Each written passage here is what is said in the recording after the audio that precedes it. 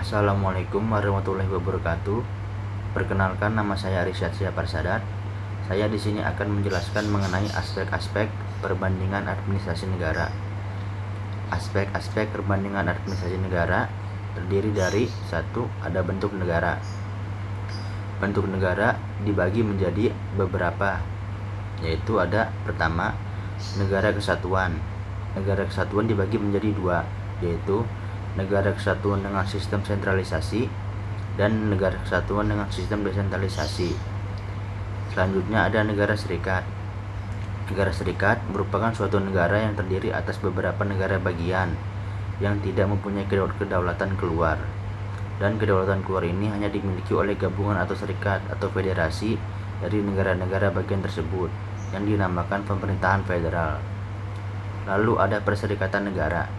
Perserikatan negara merupakan salah satu perserikatan negara yang anggota-anggota negaranya terdiri dari atas negara-negara yang mempunyai kedaulatan penuh, baik pada kedaulatan keluar maupun kedaulatan ke dalam. Lalu selanjutnya ada Real Uni dan Personal Uni. Real Uni dan Personal Uni merupakan gabungan negara yang dikepalai oleh raja dan ratu. Negara Real Uni mirip dengan negara serikat. Perbedaannya adalah dalam negara Real Uni, kelengkapan negaranya belum sesempurna seperti negara serikat. Yang tergabung dalam negara Real Uni merupakan negara-negara merdeka, berdaulat, namun kedaulatannya hanya dimiliki atau dibatasi oleh masing-masing perlengkapan Real Uni.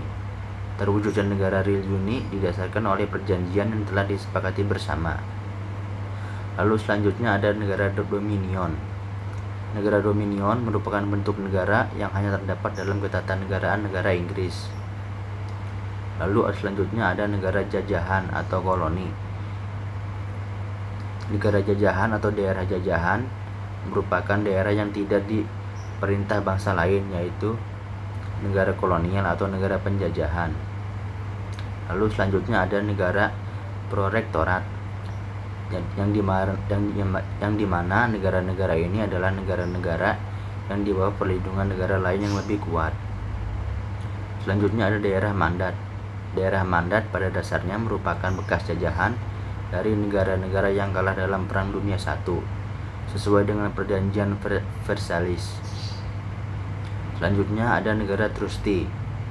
Pada dasarnya sistem trustee ini diawasi oleh salah satu dewan perwakilan yang mengarahkan untuk menjadi negara merdeka dan berdaulat.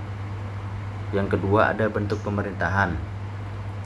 Bentuk pemerintahan merupakan segi-segi dan faktor-faktor dari unsur-unsur susunan organisasi negara yang terdapat dalam suatu negara. Bentuk pemerintahan terdiri dari, yang pertama ada monarki, yang dimana bentuk pemerintahan monarki dikepalai oleh raja atau ratu yang memegang tepuk pemerintahannya secara turun-temurun. Yang kedua ada republik.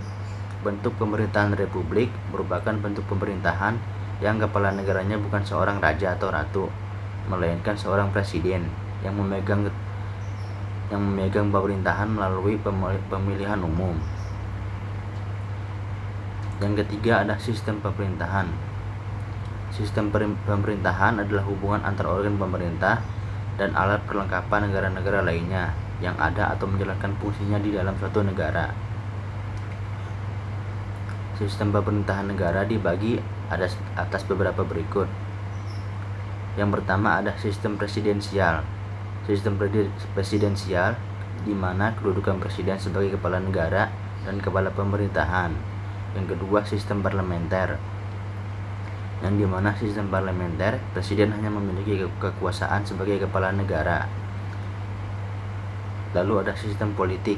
Sistem politik merupakan tata kehidupan dan hubungan antar manusia yang dilembagakan dalam macam-macam lembaga politik, baik lembaga politik yang suprastruktural maupun lembaga politik yang infrastruktural.